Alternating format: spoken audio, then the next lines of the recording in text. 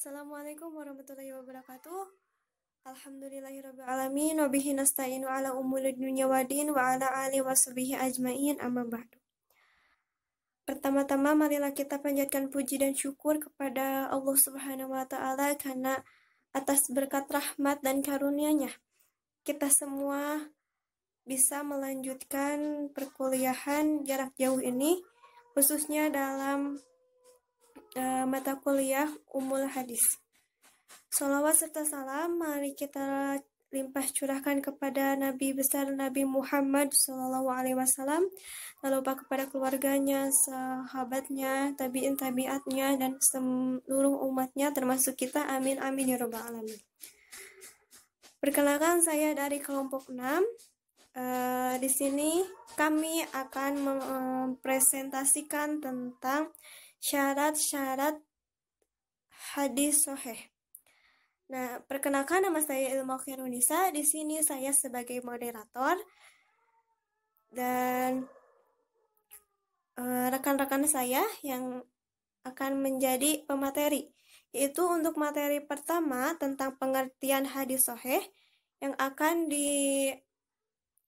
disampaikan oleh sahabat saya Fitri Rahayu, dan yang kedua syarat-syarat hadis sahih yaitu akan disampaikan oleh rekan saya Winda Handayani dan Jamaluddin.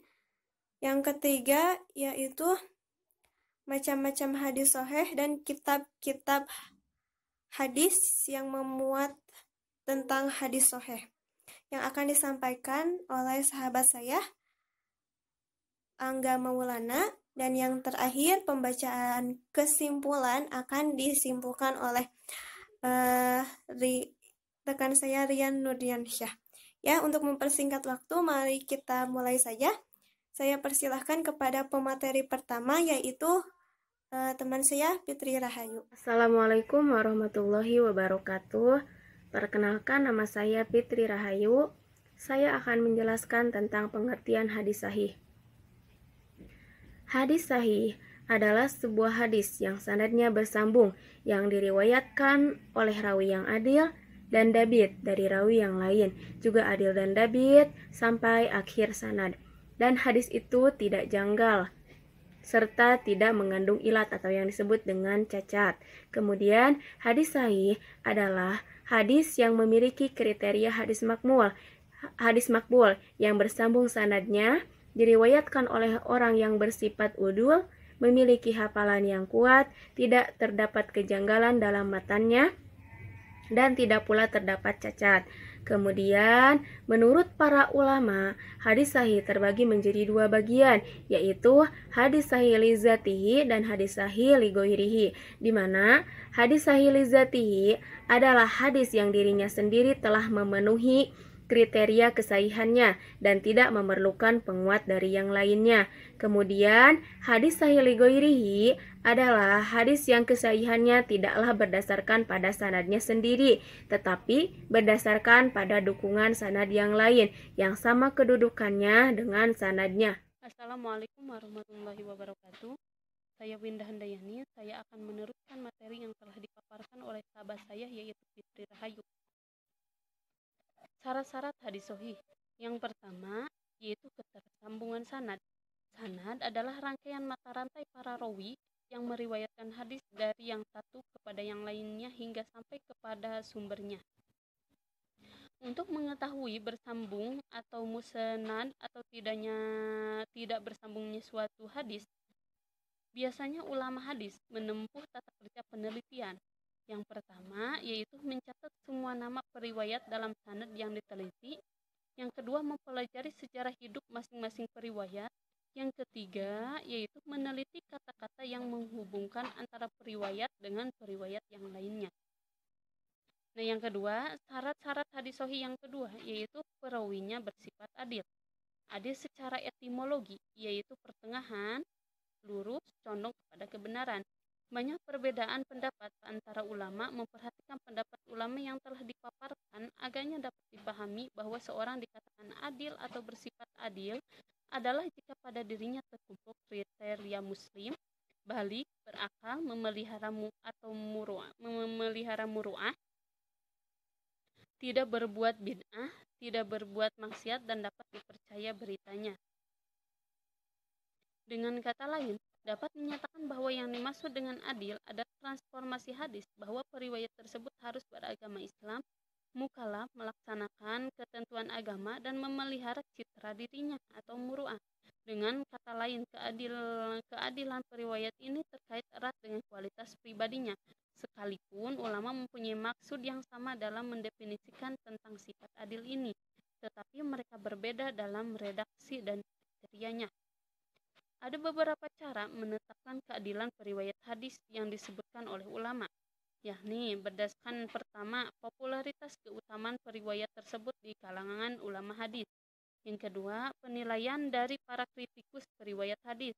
Dan yang ketiga, yaitu penerapan kaidah al-jarh wa al-ta'dil, ya cara ini ditempuh bila para kritikus periwayat hadis tidak sepakat tentang kualitas pribadi periwayat tersebut. Demikian yang dapat saya sampaikan. Materi yang selanjutnya yaitu akan disampaikan oleh sahabat saya yang selanjutnya. Terima kasih. Walau muwaffiq ila aqwamit thoriq. Wassalamualaikum warahmatullahi wabarakatuh.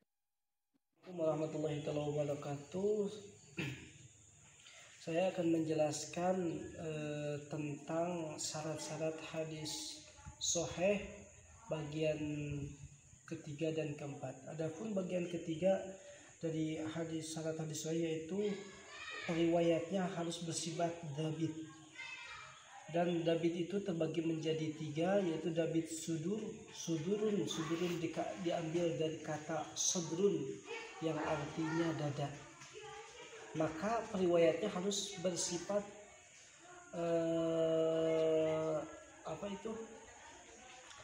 sudrun itu bersifat, kalau contohnya kalau di mana-mana dia akan mengeluarkan hadisnya, dia langsung bisa mengeluarkan hadis yang akan dikeluarkan.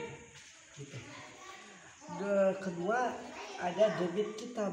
Debit kitab itu periwayatnya itu menjaga semua kitab-kitab yang dia karang atau yang dia keluarkan, bisa gitu juga. Ketiga, ada dabit tam. Dabit tam itu bisa dikatakan dia itu sempurna dalam hafalannya. Contohnya seperti mampu menyampaikan hafalannya ke setiap orang yang akan dia beri nasihat dengan hadis-hadisnya. Bagian keempat tentang syarat hadis sahih terhindar dari sad. Kalau menurut ilmu nahwu, sad itu terbagi menjadi dua. Ada sad mukhaliful qiyas wal istimal, ada sad mukhaliful qiyas wal istimal. Kalau di sini sadnya itu menyendiri. Jadi untuk syarat-syarat hadis periwayatnya, syarat hadis sahih itu jangan menyendiri meriwayatkannya. Sad terbagi menjadi dua, ada sad dalam sanad. Contoh seperti yang diriwayatkan, hadis yang diriwayatkan oleh Imam Tirmidzi, An-Nasa'i, wa Ibnu Majah, wa Ibnu Uyainah, an Amir bin Dinar, wa Ausajah, dan Ibnu Abbas. Nah itu. Dan juga ada sanad pada matan, yang contoh yang diriwayatkan oleh Imam Abu Dawud wa Tirmidzi an hadis Abdul Wahid bin Ziyad an al-Amashi Abu Syarih. Dari saya cukup sekian. Wassalamualaikum warahmatullahi wabarakatuh. Assalamualaikum warahmatullahi wabarakatuh. Saya di sini akan menjelaskan tentang kitab-kitab hadis yang membuat hadis sahih.